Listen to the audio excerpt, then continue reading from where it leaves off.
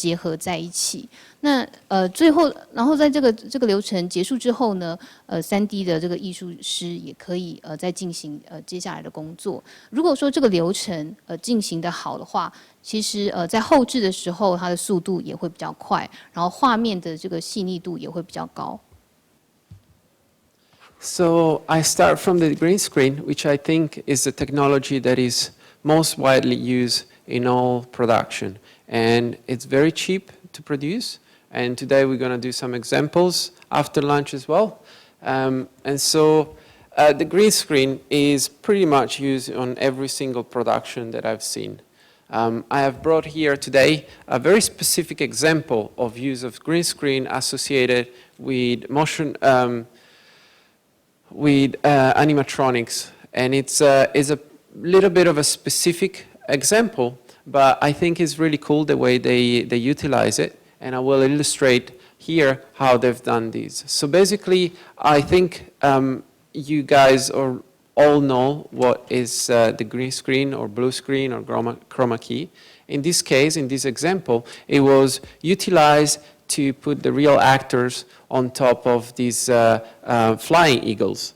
The cool thing about this sequence and this technique that they use is that they put together basically a robot that mimics the same movements that the animators have done inside Maya. So what happens here is they have done the previews, then the animators have done the animation of some eagles flying through the sky, and then they taken that animation and they put it inside a robot. And the robot, although it only has the body of the eagle, it's enough to give the motion that is necessary for the actors to perform on top of the eagle. In that way, the actor doesn't pretend that is on top of the eagle. It physically sits on top of something that gives him the motion. And it's more natural for the actors to react with something that is giving them the actual motion. And so you can see that they've taken out this puppet, and then the only thing that is left is the actor. But the way the actors are moving is much more natural than if they were just sitting on top of a chair or a static element. 好，首先跟各位介绍的这个技术是绿幕。那我想这个是最常用的一种技术，而且它的成本也非常的低。那在今天下午呢，我们会有进行这个绿幕的这个实作。那我想几乎在所有的制作当中都有用到绿幕这样的技术。那在这里我给各位一个例子。那当然这个例子呢，它不只是只有运用到绿幕，而是还有用到这个动物的模拟机械。那所以我想在座的各位大概都有听过像是绿幕、蓝幕或者是说色键这样的技术。那在这边的这个例子当中呢，我们看到有真人的演员，然后他是最后的画面呢是这个演员坐在一条在飞的龙上。那但是我们看到说在这个制作当中，他们也做了动态脚本，然后动画师呢，他其实是在Maya 这样的电脑当中，他有画出了一条龙这样的角色。可是呢，这个演员呢，他是坐在一个机械上，那这个机械呢，其实就是最后的龙。虽然说在这边是只有身体，没有一些其他的细节，可是呢，光是这样子，这个机械它的这个动作呢，就能够让演员能够有比较写实的表现。然后最后呢，在这个制作当中呢，就把这个机械的部分拿掉，然后换上这个特效的龙的部分。So I am aware that The Hobbit was the largest budget for a film production ever made. But take a look at this. So that was The Hobbit. This is when I was running across the balcony, I would jump over and I would... I'm just going to talk over because I want to show you the similarity that they have reproduced in this TV series. This budget for this TV series was much, much smaller than The Hobbit. But you can see that they grabbed the idea of having puppets. You have actors sitting on top of puppets on the green screen. And although you can see when the this actor jumps on top of the dragon that they have these puppets. It's probably not done in the same way. It's probably a much cheaper version and is not controlled by robot arms, but it's still giving you a better integration between the live plate and the digital creature. So this is to show you that this technology, once you have the idea of how it works, you can apply it on different levels with different type of budgets to your productions. 好，我知道说哈比人，它当然它的制作费是非常的惊人，但是在这里呢，我给各位一个例子。那这边呢也是采用跟哈比人类似的做法，但是是在电视的一个制作，而且呢它的这个制作费用呢当然是比哈比人少非常的多。那同样的，在这个电视制作当中，我们也看到有演员是坐在这个模型上。那当然它整个这个细节是跟哈比人不一样的，就像我刚才讲。它的预算低非常多，而且我们看到演员所做的这个模型呢，它也不是用机械来控制。但是呢，就算是如此，因为有让演员坐在这个模型上，所以说我们看到说实拍的部分跟数位的画面的部分呢，它的配合还是可以做得比较好。所以在这里我想要强调就是，各位如果说对于这个科技这个技术有一些概念的话，我们就可以把它应用在我们的制作上。那也许是不同的这种预算规模，但是呢，它还是也可以成功。Thank you. And now I have one last video that shows the use of green screen. It's a making of from Harry Potter, and it shows you how much they have used this technique since. This is from 2004. There's several Harry Potters that have been made, and they use extensively this technology throughout all the production. You can see it's used as a way to extend sets. It's also used in this case to do a lot of magic. So a lot of magic that you see appearing in Harry Potter is nothing but green screen. And they use it to make these images on books, and newspapers animated, which is kind of a nice trick.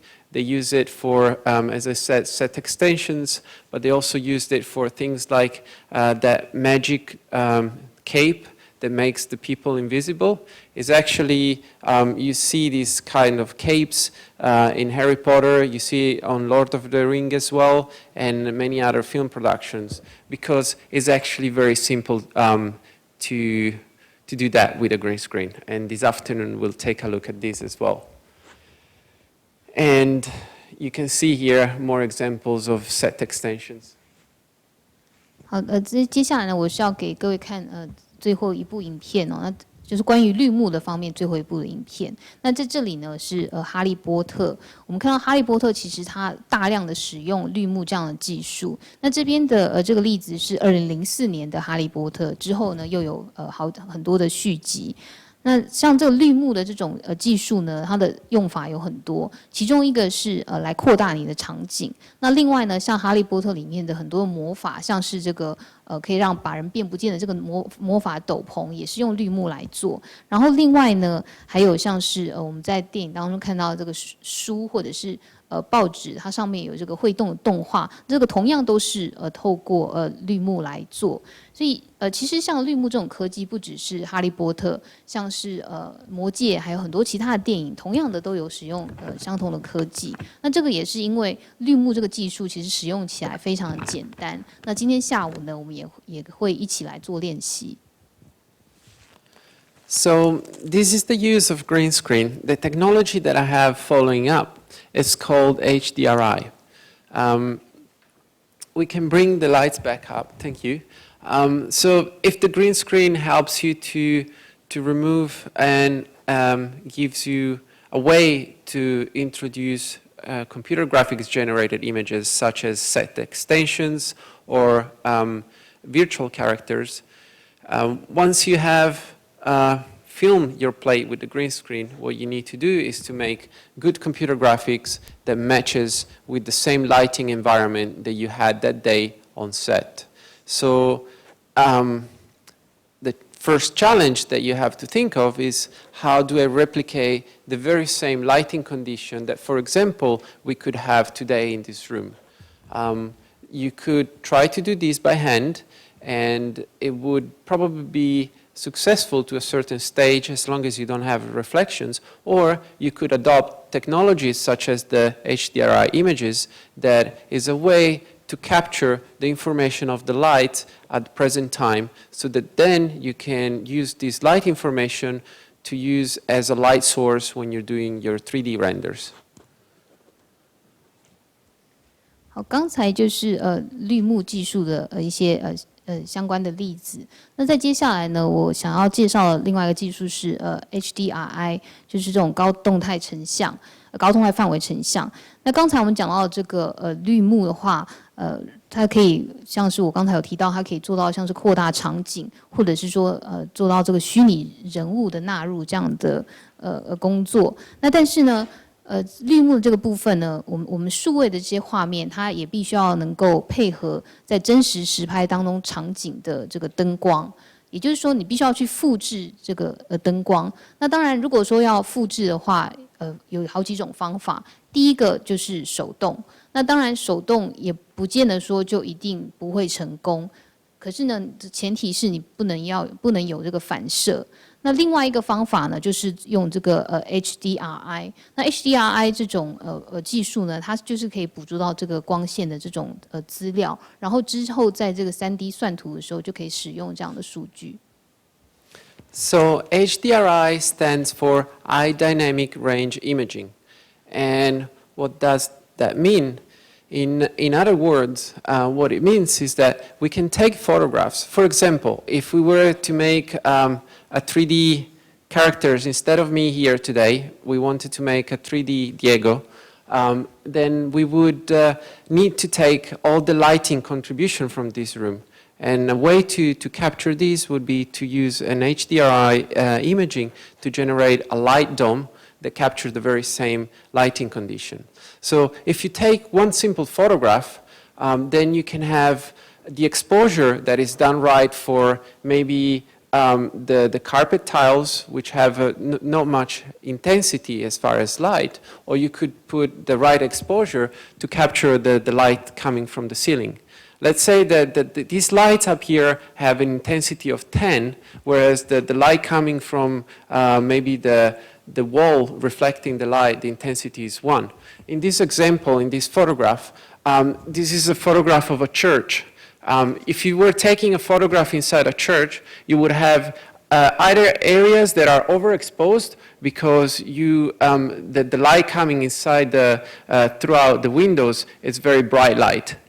Or you would have areas that are underexposed, those areas that are like in the shadows or that are like represented in this image in blue.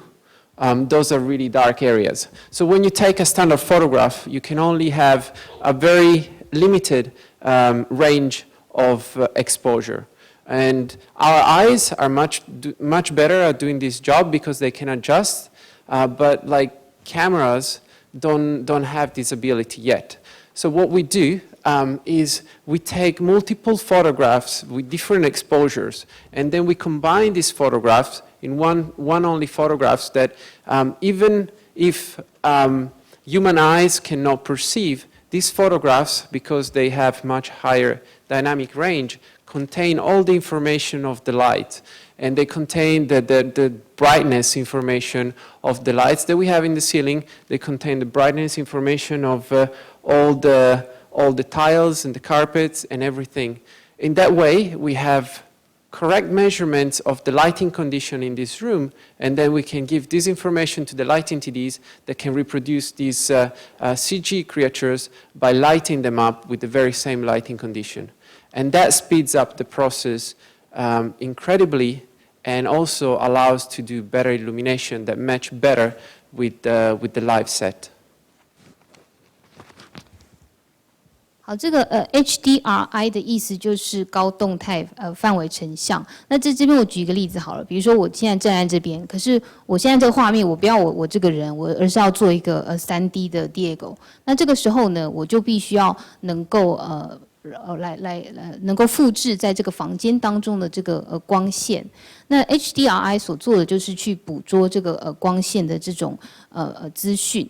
好，今天我们如果说拍一张在这个房间当中的照片，那我们可能说有地毯，或者是说有天花板的灯光，然后有墙壁。那但是呢，也许说这个天花板灯光因为比较亮，所以它的这个光线强度是10，可是这个墙壁比较暗，它可能就是它的这个光线强度可能就是1，所以它的这个这种资讯或者是说曝光的程度是不一样的。那我们在这边有看到一张照片，这是教堂。那这边我们看到说有一些地方是曝光过度，比如说像是从这个窗户射进来的这个光它比较强。那但是呢，也有一些地方是曝光不足，比如说像这边这个蓝色的部分，就是也许是阴影这样。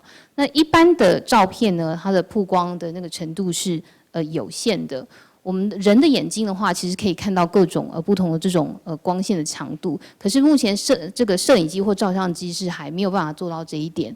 所以说我们现在这个我们的这个做法呢，就是去照很多张不同的照片，然后这些照片呢都有不同的曝光程度，之后再把这些照片组合起来。好，我们看到这些不同的这种亮度，也许人眼是没有办法去截取所有的这种亮度的资讯，可是 HDRI 这个技术呢，它就可以截取这些光线的所有的资讯，然后有了这些正确的资讯之后呢，我们就可以在这个数位的环境当中复制。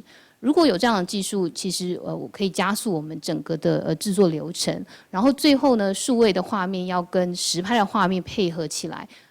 如果说有这样的资讯的话，它的配合的程度也会比较高。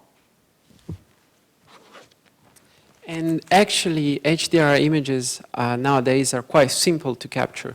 This is the final results of a test that was done on Avatar, and you can see, given the same, nothing changes in between these 4 renders, but the light probe, the HDR imaging that we use for this lighting. And you can see how different look and feeling can be given just by changing the picture that was used for lighting up. And I was saying that it's actually quite simple to capture HDRI images these days. Here is an example of a rig. There are different ways for doing HDR images, but normally what happens is you do all your filming as a director, and then at the end of your filming, you leave time, maybe 5 minutes, to the visual effects crew so that they come and they stand exactly where the actors were sitting, and they will capture the HDR image of the environment, and they will be done. And that will speed up all the post-processing work of matching the lighting conditions with the live set, so that it's beneficial on multiple levels.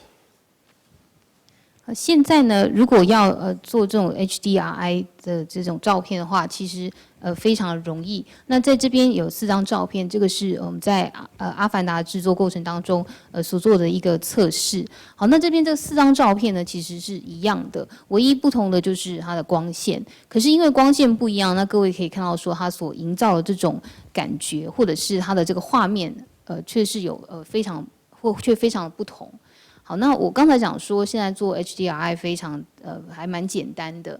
那 HDRI 要做的话，它的方式有很多种。那其中一种是，比如说一个导演可能是在拍摄一个画面，那拍完之后，也许是留5分钟给这个特效的团队，然后特效团队呢就站在刚才演员所站的这个地方，然后来截取这个比如说像这个环境或者是说这个光线的这种 HDRI 资料。那有这样的资料数据的话，也是可以加速的工作，而且可以让实拍跟数位的画面结合起来更好。